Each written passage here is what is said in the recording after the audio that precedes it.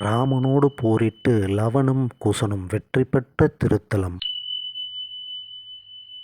அழகுமயில் ஏறி வந்து அருணகிரிநாதருக்கு முருகன் அருட்காட்சி அளித்த திருத்தலம். திருப்புகழில் பாடப்பெற்ற திருத்தலம். புதுமனை மற்றும் புது வீடு கட்டும் எண்ணம் உள்ளவர்கள் கண்டிப்பாக தரிசிக்க வேண்டிய திருத்தலம். இப்படி பல சிறப்புகளை பெற்ற இத்திருத்தலம் சின்னம்பேடு என்று அழைக்கப்பட்டு பின்பு சிறுவாபுரி என்று பெயர் பெற்றது. இது இத்திருத்தலத்தின் ஸ்தல புராணம்.